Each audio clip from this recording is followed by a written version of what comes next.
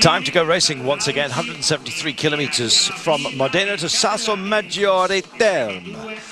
Yes, it's been a destination in the past, and indeed the residents, it seems, of Miss Italy, or at least the competition venue every single year.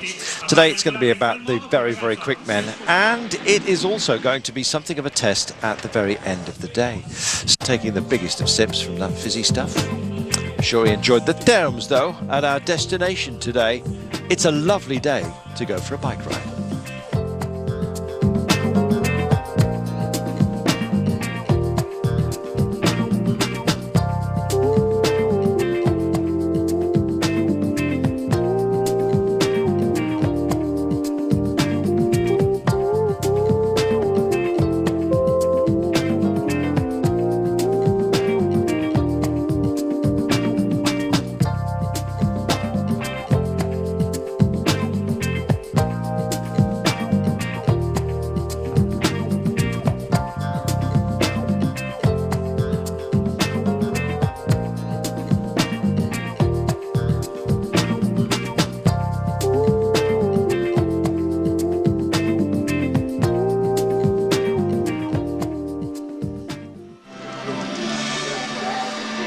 So what about the weather today? Partly cloudy. It was very cloudy this morning. It looked like rain. Then all of a sudden the sun burnt it off, and now we've got a bit of very, very high cloud with temperatures sort of blanketed at 20 Celsius. Feels hotter than that. Humidity 66, so a bit sticky, I think it's fair to say. Let's have a look at the road that we are on today. We have plenty to see along the way. Maybe the time to have a chat about it as well, I guess. Stage 10, 173 kilometres. Starting off in Modena, where your balsamic vinegar comes from, also your Ferraris. They're heading for Salsomaggiore Terme. And this is the profile today. A pancake probably wouldn't be this flat, except, of course, if you rippled the edge, in which case you get this bump. It's the descent that's the problem. Well, white ribbons being worn today in memory of some school children who sadly lost their lives in a bus tragedy in Colombia, so the Colombians to the fore in that regard. Cadel Evans wearing pink, of course, today. Yes, a sorry day for them. So signing on for a long run, I guess, along the road. The descent at the end of today going to be the real challenge. Elia, an important stage for you this. There's intermediate sprints, there are points at the finish, and of course you need a stage win. Yeah, sure. We have some problem in these 2 days before, after and in the stage, in the finish in the Sestel, I have 2 days of the fever. And yesterday, so difficult rest day for me with high fever. And today is, I hope to can make a sprint, but only in the race we decide for the finish. Very sad to hear that. The best of luck to you, Elia. Thanks. Steve Morabido, Monte. Time to roll out then, and time to sort of rebuild your mind, I guess, for the second week, which is going to be absolutely crucial. We've got some high ground. Today, though, is about the sprinters, naturally enough. And at the sign-on today, well, it was just business as usual. Sometimes quite difficult to get your mindset back and in gear after a rest day. But yes, a party atmosphere at the start today in Modena.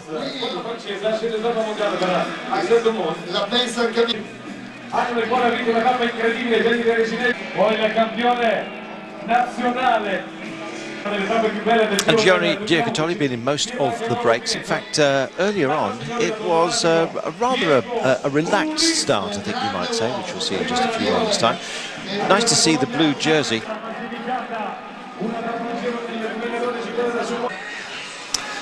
Dan, is it easy enough to reboot yourself after a rest day? Well, they're going to be allowed a number of kilometres to really kind of get back into things, I think, today. As you said, Carl, it's a very, very flat course. Unlike the day after the next rest day we've got, where they'll really be going back into it with a bang. Today they'll be able to just settle in a bunch. They will have done some riding on yesterday, around about an hour and a half, 2 hours, some of the riders. All of them pretty much will have ridden their bikes for at least some period of time. But, yeah, nothing of too much concern for the riders until they reach the final of today's stage. Yes, and there the concern certainly does lie. We'll have plenty of time to talk to you about the last 4.8 kilometres. A lot of riding to be done, and those who recovered best from the rest day, I guess, were immediately in action. And in fact, they have been in the break a number of times. Neri Sotoli went out, Fedi, not out, but up the road, I should say. He's been up there twice before. And Androni Giocattoli's Bandiera also involved. Well, it's a destination today, Sasso Maggiore Terme, and Gino Bartali is a man who has been up the road several times. Just look at this. If it hadn't been for the Second World War, I think he probably would have won an awful lot more victories than he did. Winner of the Giro in 36, 37 and then 46, so bridging the war, if you like. And if it hadn't been for that skirmish, then I suspect he may well have been a lot higher up in the number of Giro's won list. 3 standing for him. 2 men up the road, then Bandiera and Fedi. They can't help themselves, Dan. The Neri Sotoli man here has been up the road on stages 2 and 6, so into Belfast and then keeping it for Italy into Monte Cassino. And then Bandiera was also involved on that run to Monte Cassino, but also the last 2 days ahead of the rest day. He's a glutton for punishment. Oh, he certainly is, doing an important job for his team and sponsors, getting a lot of publicity, particularly in a 2-man break. They'll likely be up the road until quite close towards the finish, so the sponsors will be getting on TV a lot, of course, in their home country here in Italy, which is very important to them, especially Neri Sotoli. They've had a difficult time of things so far in the 2014 Giro. They're down to 6 riders already. They've lost Cecchinel, who didn't start a few stages ago. Calatero, who was the Maglianera, I believe, as the last rider in the general classification. And they also, of course, lost Francesco Chicchi the other day. He didn't start the day after he crashed, strangely, not sure exactly how, over the barriers. Yeah. Something happened to his bike. So they've only got 6 riders left. Rabazzini will be one of their key men, I think, for this Giro d'Italia. Of course, King of the Mountains here a couple of years ago, stage winner, sits 18th overall. Currently in the classification at 4 minutes and 36 seconds. Whether or not he's going to be going for a good GC, I'm not sure, but if he starts to loosen time, he's certainly a man who will be a danger in the mountainous breakaways. Yes, that's what we don't have today. We've got a near pan-flat course, and you saw it was almost by arrangement these guys were allowed up the road. 1 hour and 23 down is Bandiera, and 1 hour and 29 down is Fedi. So there's not a great deal of worriment being caused by these guys up the road to, well, anyone at all, frankly. So it's going to be a bit of a stretch today, 113 kilometres, and there's really no pace about anything. Well, I should say, it's not that bad, the pace, but I think 38 kilometres per hour, ranging between that and 42, depending on the absolute flatness of the terrain.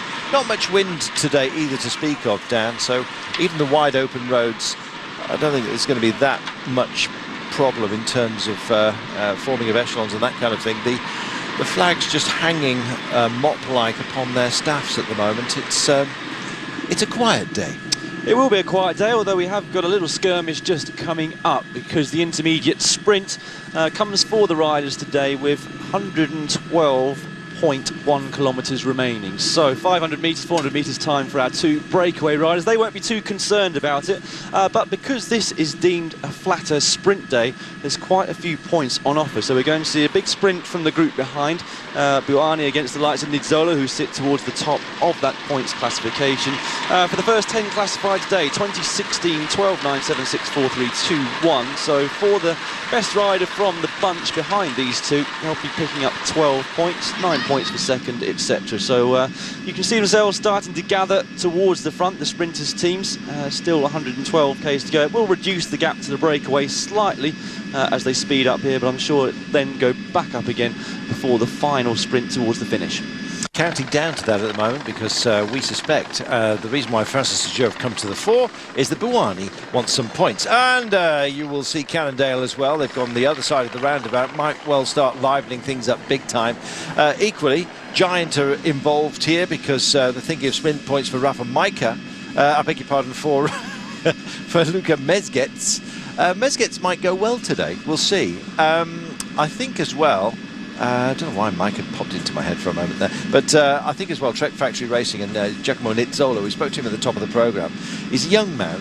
His team are getting him into some great positions. Remember, in Ireland he was very much a feature. Second in Bari as well behind Buani, and he's been coming very, very close without taking that extra step. I think Buani may well have got found out by now, and if he does try and go for the barriers, actually it's almost going to be difficult to avoid the barriers on the finish today. We still haven't discussed it, but we do have plenty of time. Let's deal with this intermediate sprint first, shall we, Dan? They're all in charging order, and it's Trek that are taking over the lead. Yeah, not surprised at all to see Trek really going for this one. Although he's 16 points behind Buani, I believe Nizzolo's got a great chance in this points competition. Of the two, I think he's going to get through. The mountainous stage is slightly better, perhaps slightly fresher. He might even be able to get into a breakaway or two at points and pick up some more intermediate checks. He hasn't had a win in terms of a stage yet, but you know, of course he'd love to get a stage win. I think he's also going to be very, very focused on trying to make a good assault on this red points jersey. Yes, well, points means prizes, and a jersey is most certainly worth having, and especially a sprinter's jersey from a Grand Tour, and it's those points that they are gunning for at the moment. And it is getting very, very serious as well. Trek Factory Racing on the left, the right-hand side of the road, and here comes Viviani and his boys, and Ferrari's also getting involved here on his own from Lampre.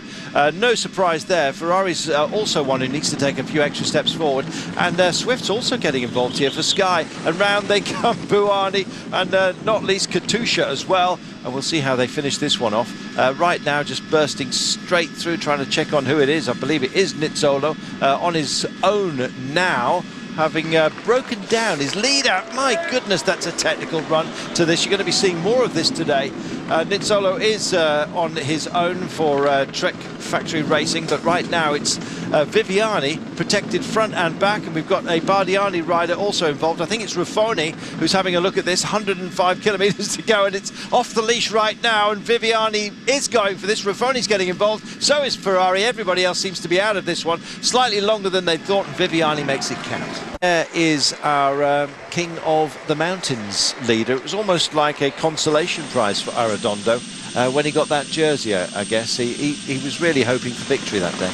Yeah, he certainly was. I think that was what was in the forefront of his mind, and basically just took that Mountains jersey as a consequence of the way that he rode, taking maximum points on the big climb that they had to contend with, the first category climb that we've had so far in this race, and then of course the second category, but just couldn't quite hold on to his lead on the stage itself, firstly from Roland of Europcar, and then of course from the bunch which closed him down from behind. But I think he'll be up for that competition now. Sits fairly close at the top of it with Diego Ulissi, who by consequence of winning his two stage which finished on climbs and a fourth place the other day, sits quite high up in that classification. I'm just trying to find the exact number of points that he's got. I'll be with you in about 10 minutes. There's about 100 different classifications which I've got to get through before I get there. It's the blue one, Dan. Yeah, 47 points for Arredondo, 39 for Diego Ulissi. But Ulissi, of course, is quite high up in the general classification. The Mountains is a competition where you really need to be in the breakaway on a number of occasions to scoop up a lot of points. Arredondo will be allowed into the breakaway. In fact, the other day he cruised in quite a way down on the other riders at the front, intervening et al. On the GC riders, and he'll be going for another stage, maybe even tomorrow.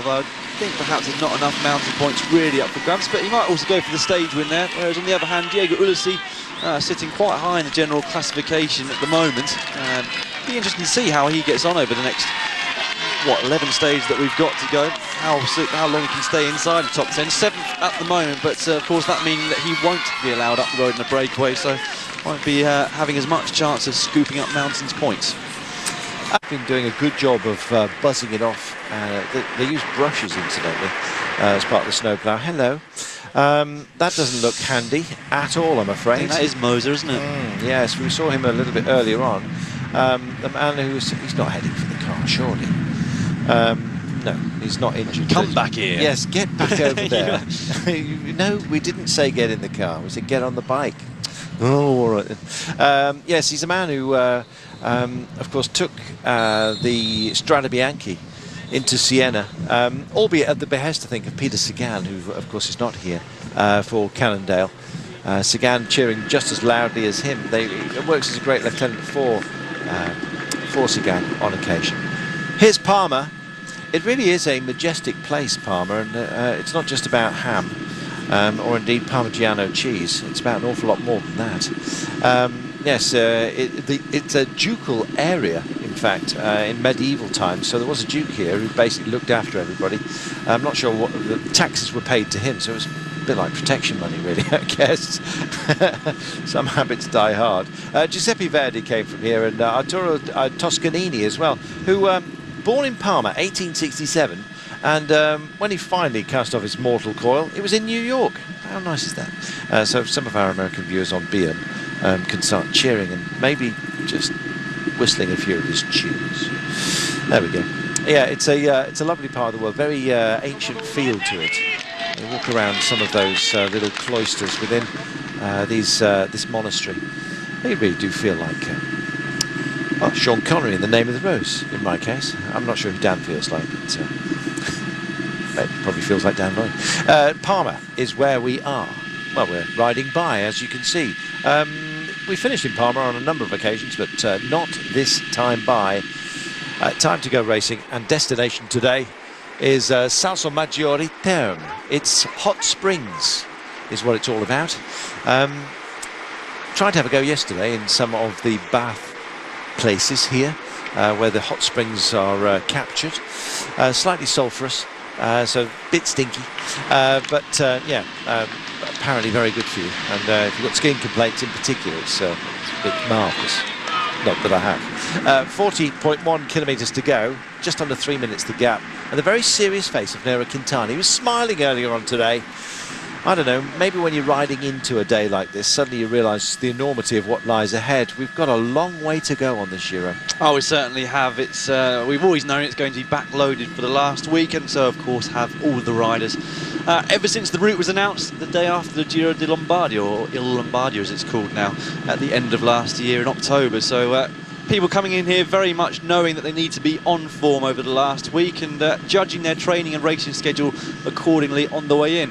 The first week was all about not losing time, and really only Evans can say that he safely did that. Nairo Quintana, of course, held up by a crash on stage 6, which Michael Matthews won, amongst pretty much every other GC favourite. In fact, it took out Rodriguez, who was a big threat to the overall race here this year. Second here a couple of years ago in the Giro d'Italia. It'll be interesting to see whether Rodriguez goes now to the Tour de France, which originally, of course, he wasn't scheduled to do. But when it's left the riders here, we've got a couple of great surprises and young riders already. Rafael Majka, perhaps not a huge surprise to many, was up there last year, but it's looking fantastic this year. Biggest surprise, though, perhaps Wilco Kelderman.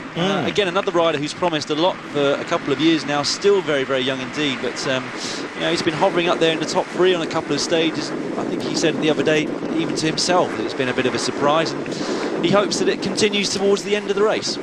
Yeah, so, well, I guess once we get over Savona, and certainly as we head into the final rest day, we'll have a much better picture, a much clearer picture of who is still in contention, who's come forward and who's taken a couple of steps back. Because by the time we get into the Stelvio and the Gavia, that really is where this race will be won or lost, or at least you prepare the ground for the Panarotta. And of course we've got the Zoncolan to be done on the final day before we get to Trieste, the penultimate stage of this race, and that in itself is a true nightmare. Yeah, horrible memories I have of, I won't say racing up that, I was in a race, but just trying to grind up it. He's a bitter man, he holds a grudge long, does Adam. I think that's where Ted King, my American teammate, got our only fine of the race that year. I believe it was 2010, for too many pushes from fans. And talking about fines, there were plenty handed out the other day, Carlton. We were looking at our communique, which details all of the fines handed out to riders. Sorry for the background noise, by the way. We seem to have the caravan underneath us, determined to get themselves onto television in an audio way. But yeah, lots of riders handed out fines the other day, and their teams for cutting their race numbers, not in half, but they just trim around the edges so it fits onto their jerseys or skin suits slightly easier. An enormous number: Scarponi, Berard, Godoy, Bongiorno, Kaiser, Oss, Chavanel, Haas, Ferrari, Back, Castroviejo, Pataki, Santaromita, Ludvigsen, Paolini, Cataldo, Polyansky, all being handed a fine of 50 Swiss francs, so payday for the UCI. Dealing with today, and if it is going to get mixed, you're going to have to be up towards the 4, and well, the GC boys are also very much thinking about safety. They don't want anything nasty to happen, and so you'll see the red men of BMC just staying solid in the middle, nice and protected, but also in a safe-ish place. Omega Pharma Quickstep are also working here. Is it going to be Pataki for them? Well, predominantly they're going to be up towards the front for the same reason as BMC with Cadel Evans, just to keep their man Rigoberto around safe and sound and in front of any potential crashes or gaps in the bunch. But it might just be that we get to see a sprint from Alessandro Pataki. I've got a feeling not today, though, because it's such a technical run into the final. I think they'll be putting all of their eggs into that one basket of the GC rider, the Colombian there, Uran. Worth protecting. He's only 57 seconds down on Cadel Evans, whose BMC team are also doing a good protective job. And look at this. They've knocked a minute out of them just about in, 3.5 kilometres. And look at Bardiani in there. Pale green. Oh, hello. Well, that's what Cadel Evans and his boys were trying to avoid, but that looks like a BMC rider on the deck. Haven't got an ID on him just yet. We've had others involved. That is Ivan Rovny, and it is. But who is it? That's the question. Just trying to look at the shoes. There's plenty of them around him. It's Yannick Eisen, who is on the floor. Let's have a look at this. Yeah, just another touch of wheels as they come up to quite an important part. We've seen the two breakaway riders go through the town of Fidenza, and there's a left turn there, a narrowing of it, but that doesn't look too good at the moment. He's still down on the ground, I can tell you, looking at the other monitor, and right in the middle of the bunch there. Right in the centre, and in fact, it was the tail end of where the BMC boys were that emanated from, and like a almost like an underground earthquake. It just rippled away, didn't it, and just took out an awful lot of other riders, hampered them. That's the pace we're talking about at the moment. The gap, they're still racing on, and he's not moving, Dan, and that looks like collarbone to me.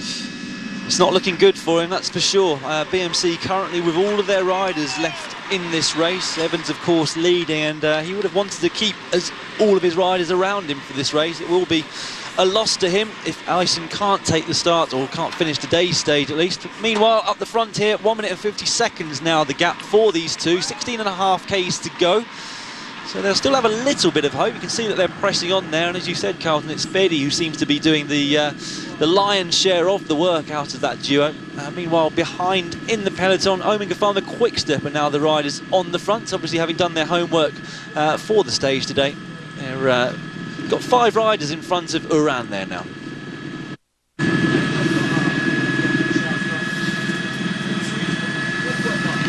Well, it's a lovely part of the world, but we are back with the racing. 16 kilometres to go, 1 minute and 41. These guys really are the hares, and the hounds are baying as we speak. Now, just look at the run in here. This is as nothing compared to what we've got to deal with. As soon as we go over our peak, and it will be in, 6 kilometres time, a little bit less than that, then we will be climbing and, crucially, descending into the finish line today. Everybody needs to stay safe, especially at this pace. If you go down, you're going to go down very, very hard. Let's have a look. The pennant men doing their job. That was a loose manhole cover that's been spotted, and we like that. The motorcycle doing his best as well. Riders on a bicycle can catch motorcyclists on very, very technical areas, and in fact we do get camera bikes called away, and it's left to the helicopter, and it may well be it's a helicopter view of our descent off the ramp that these guys are approaching down. Yeah, behind still the bunch being controlled by this team. Here we go. Omega Pharma Quickstep doing a very good job right on the front of the peloton there.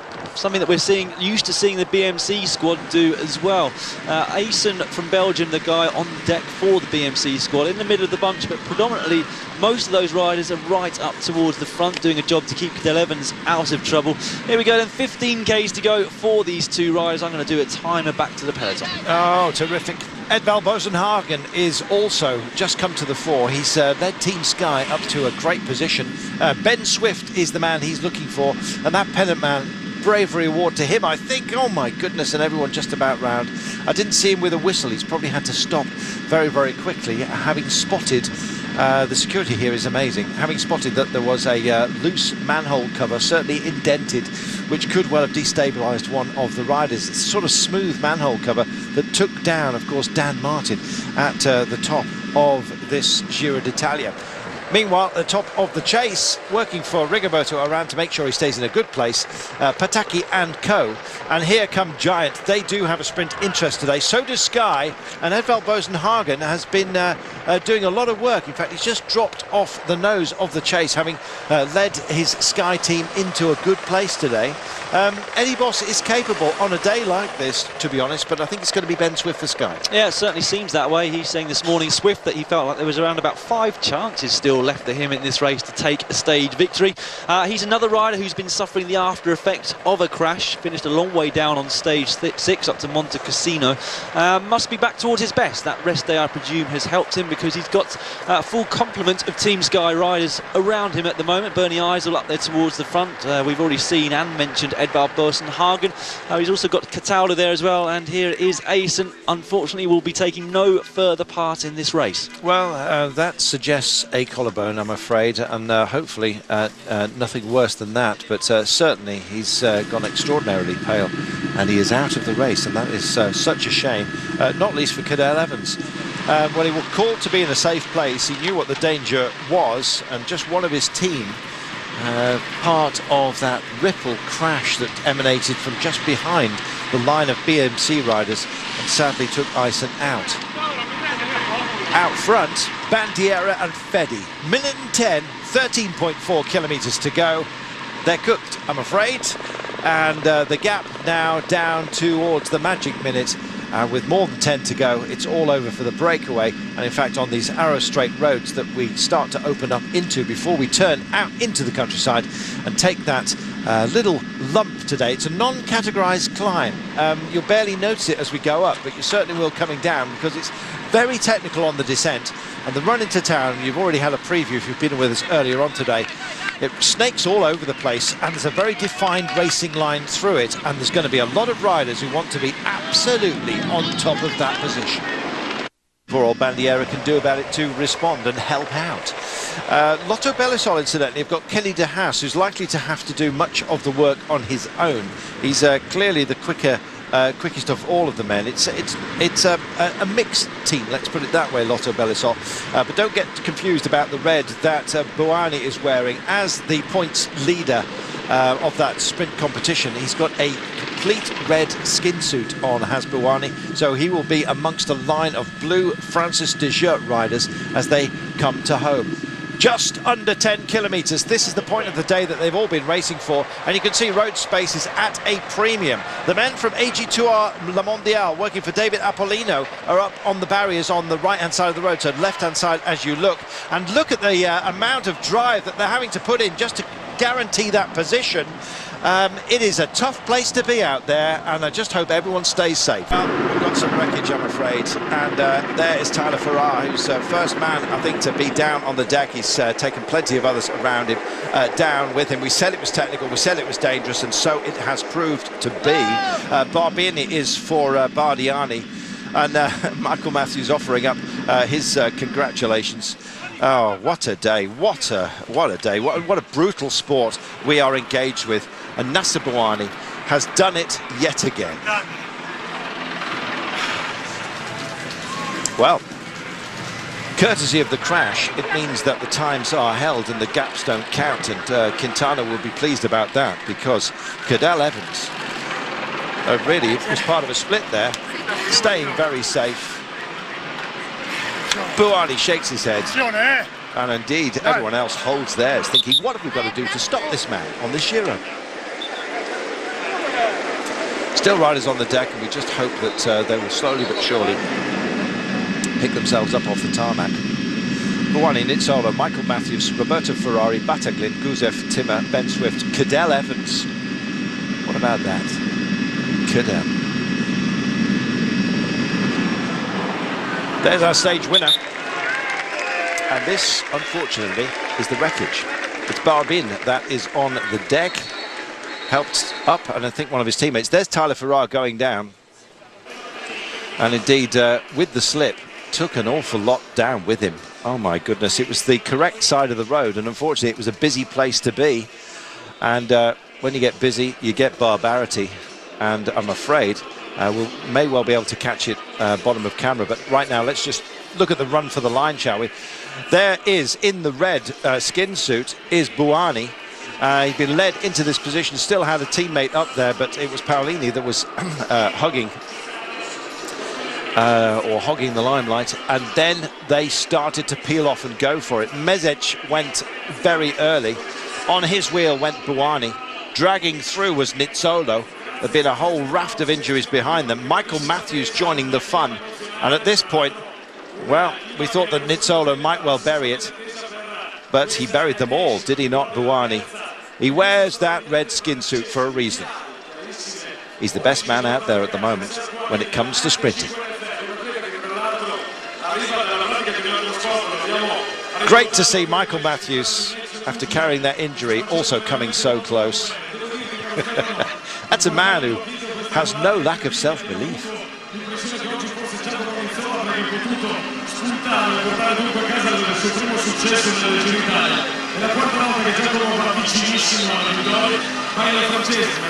Nasser Bouhanni in the red in more ways than one.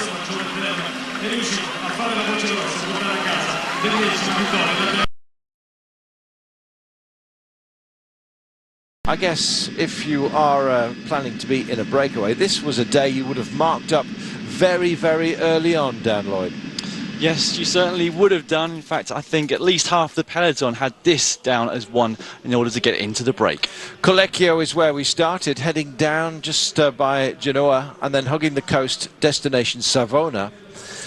249 kilometres in total, and as you can see, a real test right at the beginning where the breakaway were, well, fighting to establish themselves. But look at that long downhill run-in at the end of the day. Stage. Of course, this is one of the stages for the break, but actually now we have this is the 11th stage, and till now there was only one day that the winner came out of the break, so actually that's not so much. And normally today the winner will come out of the break, but there are not so many chances for riders to win the stage, and this is one of the days that it's possible, so I think it will be a big fight to be in the break. Maybe we have the start of the first climb after 53 kilometers or something, and I think for sure till 53 it will be a battle for the break, and then finally there will be a big break, I think, and then the winner normally comes out of the break today, but you will never know. We always enjoy seeing you in breakaways. Do you have hopes today?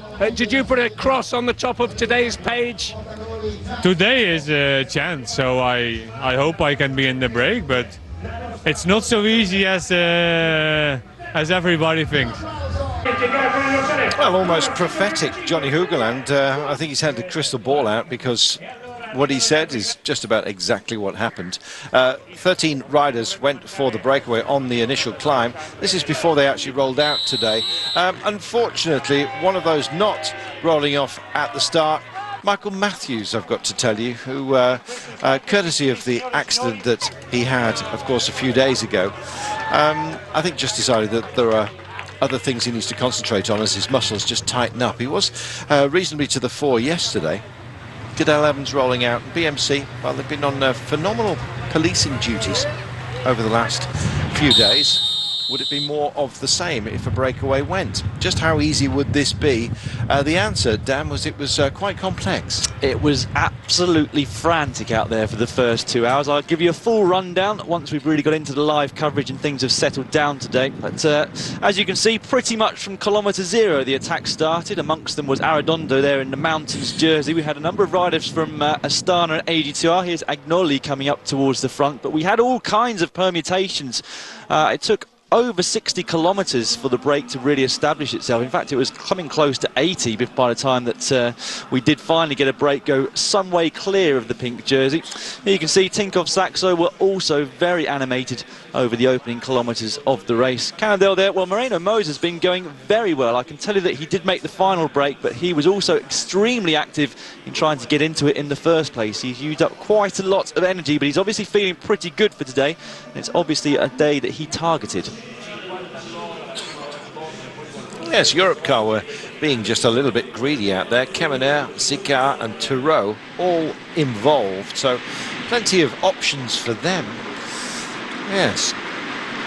Cannondale busy. Incidentally, news on Ivan Basso, which we'll have a little bit later on for you. Moreno Moser as part of the breakaway group.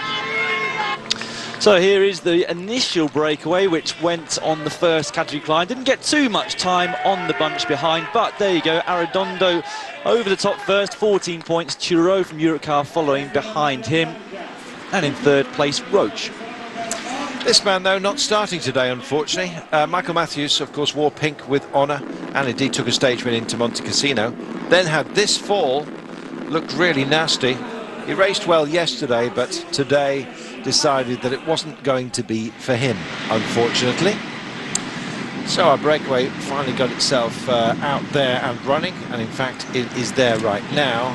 A few skirmishes to say the very least, Dan, and then we settled down, but there's still been some counter punches out of the break. They look like it's hostilities at ease, at least for now, with 88.4 to go. Well, I have to tell you that this is not the front of the race at the very moment, despite what it says there. We've got 4 riders around about 30 seconds in front of this group. It's going to take me a long time, actually, to explain all the different things which happened over the first couple of hours of the stage. But here you can see the rundown of who is in the breakaway. In the front, we've got Moreno Moser of Cannondale. He was joined a little while ago by Nicholas Roach. And we've also got up there a couple of other riders. Got to get confirmation for you that they haven't been caught by the group. But one of the best name riders in that group is Moreno of Katusha, of course, the diminutive climber, who now is kind of the leader of that team after Rodriguez has left. But all kinds of skirmishes at the start. And to add to the woes of Orica Green Edge, not only did Matthews not start the stage, but amongst those who've crashed already today is his teammate Luke Durbridge, who was taken to hospital to be given a once-over. He is out of the race, as is Fabian Wegmann, the German rider from Garmin Sharp, also involved in a crash 23 kilometres after the stage start. He also out of the race. So Genoa, just skirting by the great city, hometown of Christopher Columbus, although others claim otherwise, but there you go. They then head along the coast, sort of round, curving round it, of course, the circular coast, sort of heading-ish towards San Remo, but stopping at Savona today. Well, it's that loop that is going to cause us some trouble at the end of today, and indeed that peak out of town from Savona and then back again, and that really will be the action point on the day. So skirting by Genoa, it's a lovely part of the world, as we've said, day on day, but yeah, the cloud just rolling in and putting a blanket of warmth, I think, or just holding in the day's heat. And in fact, Moser, Monsalve, Kemener, who produced the action for Europcar, and indeed Nicholas Roach, all decided to have a wrestle and try and get themselves away from the break. It looks like they've recompacted, Dan. Well, we think so. We've only just got live pictures at exactly the same time as you. Our race radio now suggesting that that group of 14 at the front is back together again.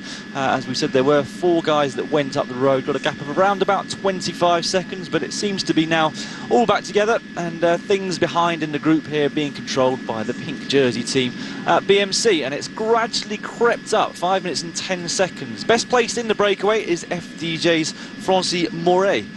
He's at 7 minutes and 57 seconds behind Cadel Evans, so creeping up towards that time, but looks unlikely that we'll see a change in that pink jersey today. In fact, as you can see now, it's not BMC who are riding on the front, it is the Androni team. Yeah, they get called up here by Gianni Savio on a number of occasions. They've been involved in the break. I think they'll be absolutely livid that they didn't make it. They do have GC options in the form of Pelizzotti, but he's 5 minutes and 46 down and could probably have had ambitions to be up there today. Unfortunately for him, it just didn't happen. Katusha also represented with 2.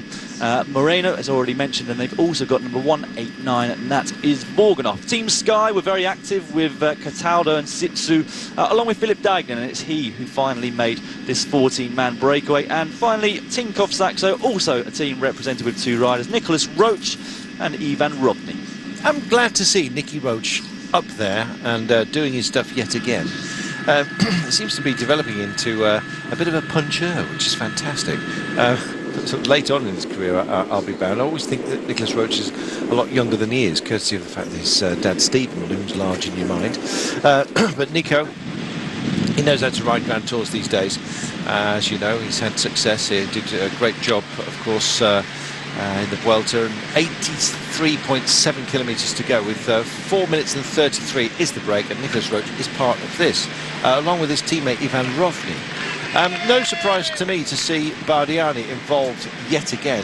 Buongiorno here and Barbin, and those guys have been so busy when it comes to breaks, Bardiani, that they've been a joy to watch. Actually, they've illuminated it at the start of just about every day. Yeah, as you'd expect, really, along with Neri Sotoli and the riders who are on the front here from Androni. As you can see, very, very disappointed to have missed the break today, and you can also see there from Tinkoff Saxo, one of the riders a little bit irate with the motos that are in front of the race filming the pictures for us. When they get too close, of course, you get an advantage from slipstreaming, just like you would do behind, and a little bit of gesticulating going on between those two there at the front. But you can see the gap has already come down by over 30 seconds since we came on air. It's a concerted chase, and if they get joined by somebody along the lines of perhaps Team Lampre, who've also missed out, or Lotto Belisol, then this gap could come down, and it might not be a rider from the breakaway who ends up winning the stage. A little game of scissor, paper, stone going on here, it looks like. The Roach saying, go on, away you go with your camera, and Androni, who were getting the benefit of that camera bike, of course, then saying, do you mind? Here comes the re-remonstration. That's nothing to do.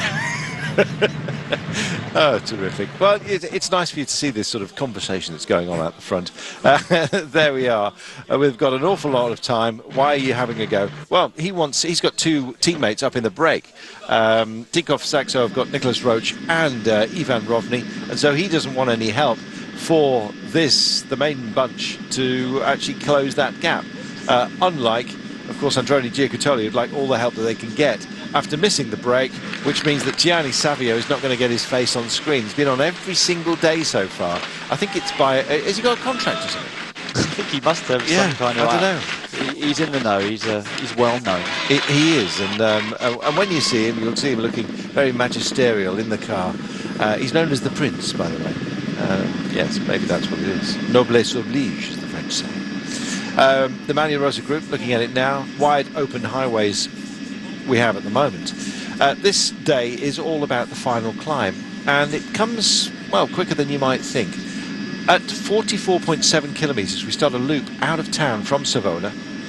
We start climbing, and then once we get to our peak, and it does take some time, it's 7 kilometres in length and 8%, it's a proper climb. We then have a long old run to the line, 29 kilometres from the first. There is a little kick-up, by the way, which comes 2.5k later. And then it's downhill more or less all the way. Listen to the reception they're getting. They clearly let the school out today. Terrific. Squeals as if rock stars were coming through, and it's very much that feel, isn't it? Oh, dear me. Puccio, again, another rider who was all on his face as well. It was such a frantic start. As I said, we're going to go through exactly what happened now that we've settled into our live coverage and I've informed you of the current race situation. That doesn't look good, does it? No. Yeah, kind of first of the action, for want of a better word, I've already mentioned Fabian Wegmann crashing at kilometre 23. He out of the race, taken to hospital in the ambulance to have a look over, see if he's broken anything. Luke Durbridge out of a suspected broken collarbone a number of kilometres later, and I believe that was the same crash which also involved that man who was just on your screens, Salvatore Puccio of Team Sky. Attacks earlier on from Genier. Tim Wellens, also from Lotto Beneteau, was particularly active. Buongiorno Moret, who has finally made it. Scarponi was in difficulty. The group actually split into two over that first categorised climb of the day.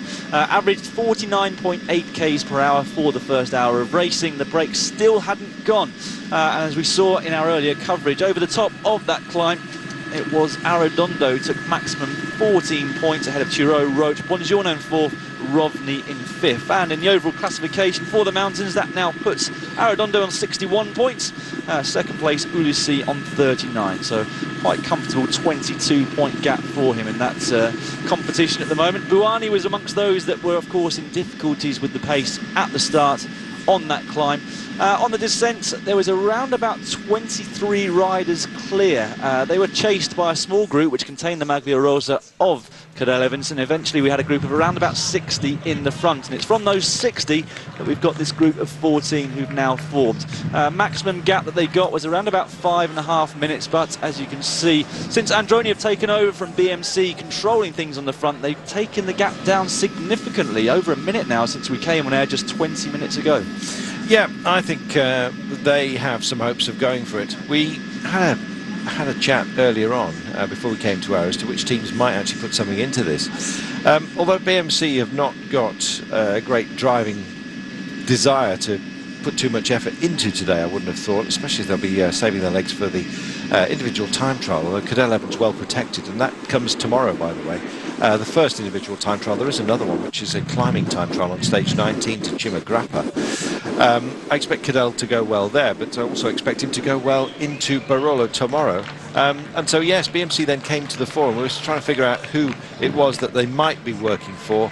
Sammy Sanchez, I think, today, if he feels up for it, he might be allowed to have a little crack, because he's got enough time with tomorrow being the individual time trial, albeit 41.9. He's not going to overly feature in that, and he may well be able to recover, save his legs for when the mountains come. So chance for him to go for glory, maybe, and maybe that was part of the sort of subplot as far as BMC were concerned. They came to the fore, did a bit of work, and I think they thought better of it, especially when Androni Giocattoli looked so animated and prepared to take it on. They haven't won a stage yet, Androni, but you never know.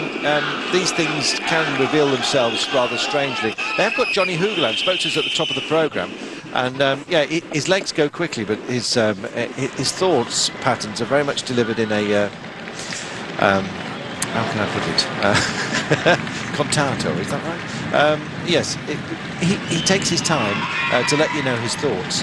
Maybe he's just deciding just how much we deserve to know. Anyway, there is Johnny.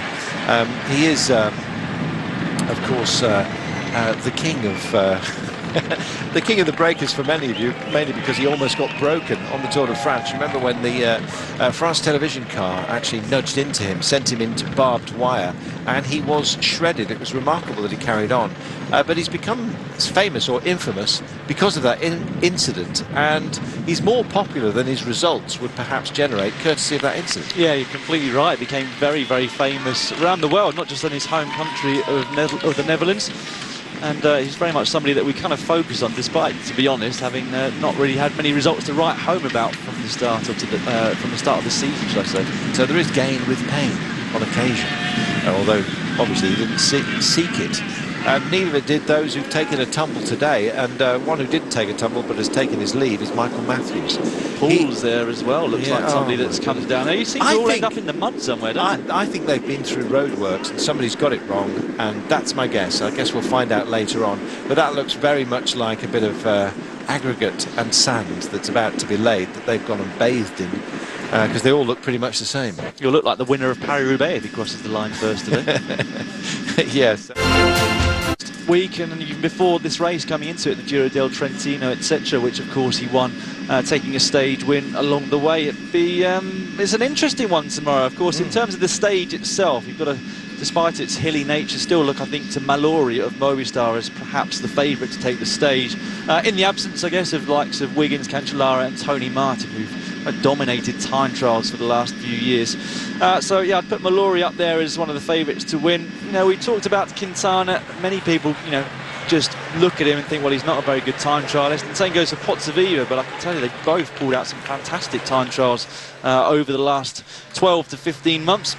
So it might not be that they even lose too much time at all, but certainly Evans will be trying his best. Try and make sure that he does put some more time into his rivals. Rigoberto Urán, the other Colombian rider, right up there on the GC, also pulled out a great time trial in the final day of the Tour of Romandy, just a week or so before this race. So, hello, bumps and bruises. Well, there have been, and there are more to come.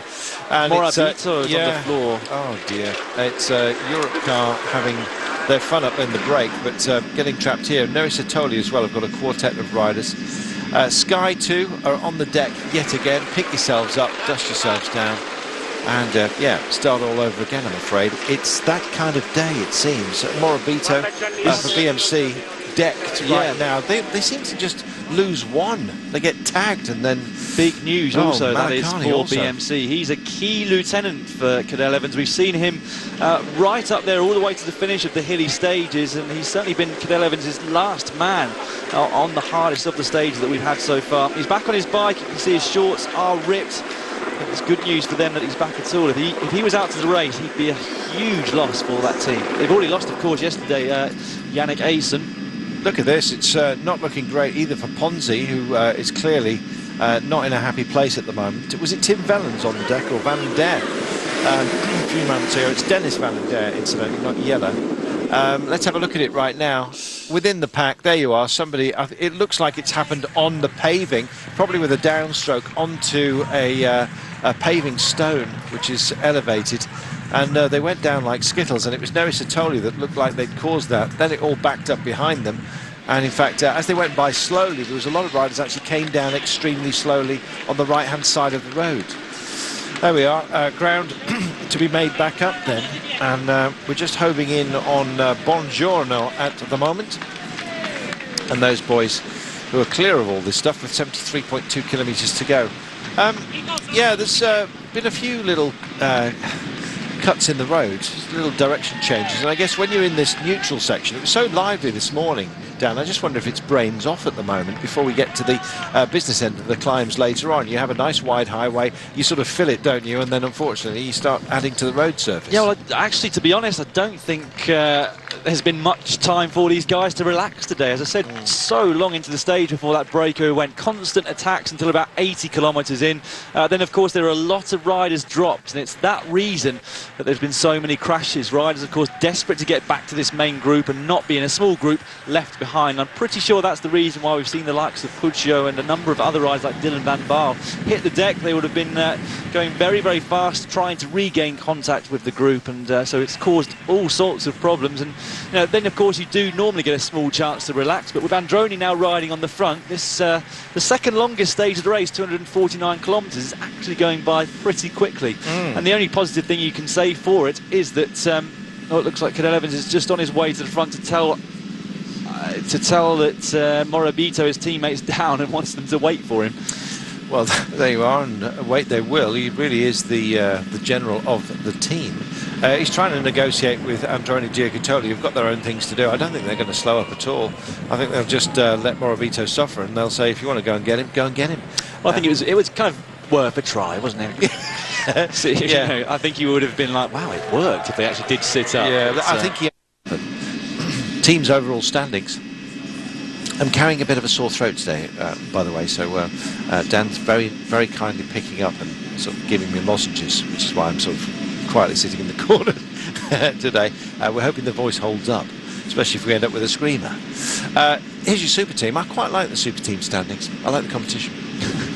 was fairly closely fought at the top, Yeah. isn't there? 2 points the difference between Lamprey leading at Trek Factory Racing in second, Orica Green Edge in third, although very likely, of course, to be slicking down the order over the coming remaining stages, because they're down to just 5 riders. For those of you just joining us, they've had another withdrawal today. Luke Durbridge amongst those involved in a crash towards the start of the stage and has withdrawn from the race. So Orica Green Edge now down to just Santa Romita, Michael Hepburn. Brett Lancaster, of course, went home after a crash and a broken hand. Michael Matthews didn't start this morning. Cameron Meyer left the race due to fever. They've still got Mitchell Docker here, Spain Tuft, and of course the other stage winner from the team, Peter Wiening. We've got our pink Big Mac truck, nothing to do with any food, coming by in a few moments' time. It looks like he's already been testing out the air horns. We have asked him if he could just do less of a blast when he comes by the commentary position. Whether he'll accede to that request is anybody's guess. They're sailing past the beautiful villas that dot the coastline here and heading for the industrial harbour town of Savona. 56.8 kilometres remaining, 2 minutes and 19. Why is the chase being picked up so early? The reason is we have a very, very strong breakaway group. Androni Giocattoli not happy about it, the fact that they're not part of it. You're looking at the breakaway now, 13 riders involved, and out front and on the nose, Moreno. We've got Vorganov, I beg your pardon, as well here. 2 representatives for the Katusha team, and just rolling through there was Moser of Cannondale. They've picked up the pace. They're racing to the foot of a climb. We come into Savona, we take a turn, we go back out into the countryside, into the hills.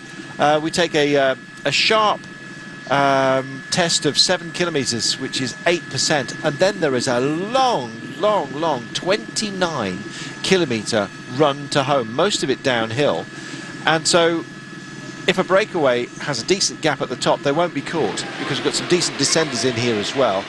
Androni Giocattoli know this. They're pushing on. The gap's 2 minutes and 16. Unfortunately for the chasers, these guys have been able to take some respite because of their number. 13 riders means they can share the duty, and they are soon to be welcomed into Savona and then waved goodbye again as they start the loop. That happens in 11 kilometres time, which is why we have this hurry up, because when we start climbing, many of the die may well be cast. Well, I have to say, Androni, you've done a fantastic job in bringing the gap down. 5 minutes or over was the time when we came on air less than an hour ago, so they've already taken 3 minutes out of this breakaway group. As I said before, I was expecting maybe that gap to hold steady after the news came up to the breakaway of the chase behind, but they've taken another minute out of it and showing no signs of letting up behind at the moment. Here then, the intermediate sprint of the day. Won't be fought particularly hard by many of the riders, I don't think. One of the Bardiani riders crossing there first. Probably Barbin, I would imagine. It is. Moving on. 52 kilometres to go. 2 minutes and 15. And cakey time. We've seen all kinds of little acknowledgements of the Giro coming by. There was a nail bar busy earlier on. They were painting little bicycles on nails. It was a joy. Meanwhile, back to the racing. Still waiting for this climb to come, and that's really when the business end of the day is going to be. And here we are. They look like the steam train might be running out of exactly that. Kind of holding steady, isn't it? Just for the moment. 2 minutes and 18 seconds was the gap as they rolled through that intermediate time check behind the breakaway. Just to give you an idea of how fast they have been riding today. They came through 52 Ks to go around about 12 minutes ahead of the fastest schedule. So each day we're getting a rough idea of where riders are going to come through. A lot of it's for the public in case they want to come out and watch. And it's fastest average speed predicted today, 41 Ks per hour, slowest 37. And as I said, they're some way ahead of the 41 Ks per hour marker at the moment. 4 hours and 32 minutes they've been in the saddle from kilometre zero, and it's been, as I've already mentioned, a very, very frantic 4.5 hours, I have to say. There we are, 51.3 kilometres per hour. We're looking at the Malia Rosa group at the moment, and Damien and his 27 seconds. There is Johnny Hoogerland. He's picking it up at the front. I'd like to see Johnny do well, actually. He was in that sort of magical break when it didn't quite go well for him. A little bit of a transition. We're going to make that cut into the countryside once we leave Savona. When they do that, Dan, that's when we're going to see some a mix in today. It's all been about the break and the chase, and I think then you're going to have some different options opening up. 2 minutes and 10 with 50 to go. You know, this is doable for some guys who have the power within the pack. Yeah, I think they're going to need to bring it down close to, let's say, a minute and a half, maybe just under, before we start the climb, to have a hope of chasing the rise at the front down. You know, it's a big group at the front, so it won't have been too hard for them to roll through and off at a decent pace. And you only have to look down the list of names, the composition of this group, to realise that there are some very, very strong climbers in here. Not least, of course, Moreno. Oh, it seems to have split in two at the moment, but should come back together fairly quickly. Not sure exactly what's been happening there, but yeah, Moreno from Katusha there on the right-hand side of your screens, just rolling through, number 186. Very, very good climber. 201, the Irishman there, Nicholas Roach, of course, also a great climber. Had hopes of the GC when he came into this race, but a crash on stage 6 putting paid to that. But those two kind of stand out. Philip Dijkman is not a bad climber in his own right on his day as well. And speaking to him before we made the trip from Dublin over to Bari, he certainly said that despite a broken collarbone at the start of the season, he's been feeling good in training and putting out some good numbers, both in terms of power and in terms of times on the local test climb. So there's a number of guys, and Moreno Moser, in fact, has been looking fantastic so far to date from the updates that we've been seeing. There is Dijkman just rolling through the team car, so he's making his way back on now to the coattails of this breakaway group. Will have been a little bit of an effort, though, to get back on for him, so let's hope he recovers before they start this climb. But, yeah, there's some great climbers, so if they don't get it down to a minute and a half or below, it's going to be pretty difficult still for the even the fresher guys in the peloton to come across that gap. Just under 50 kilometres to go. The chase, it's a powerful one, being put in by Androni Giocattoli along the coastline here as we head towards Savona. It is our finish. It's also an intermediate point within today's race because we have a loop. They'll head out into the countryside when that number, top left of your screen, says 44.7. That will be when the break start to make it. Just under 2 minutes now, a minute and 50, and all of a sudden teams a little bit further back perhaps are going to start thinking about individual glory. I think some of these riders will be given the ticket by their team to go and have some fun today in the last part of the race. And Sammy Sanchez from BMC Racing, I think, might well be allowed off the leash by Cadel Evans. Cadel is capable of keeping up today and making sure that there's no damage or indeed splits with any of the main contenders who are, for now anyway, seated around him. And so Sammy Sanchez will, I think, be allowed to have a go. And so you might see some individuals just leaving the main group. He is still only 6.5 minutes down, however, so can't afford to have too much leeway out there. But nonetheless, he's a terrific descender as well. And once he comes off the top of the climb, you just wait a minute and a half. Top of the climb is 29 kilometres from home, and so if you really are motivated and you are extraordinarily skilled, you might be able to make up a bridge of a minute or so and then bid for glory a little bit later on. What do you reckon? I can't see Sanchez being let off the leash. I think, especially given the fact that Morabito has been on the deck and might not be feeling 100% now, Sammy Sanchez will be the man who's told to stay with Cadel Evans as long as he possibly can. That doesn't just mean on the uphill, but in case he has any problems of punctures or mechanicals or anything else on the descent. Of course, normally Sanchez, the leader of Escatel for many, many years, it would have been a fantastic stage for him to go for. He's a great descender.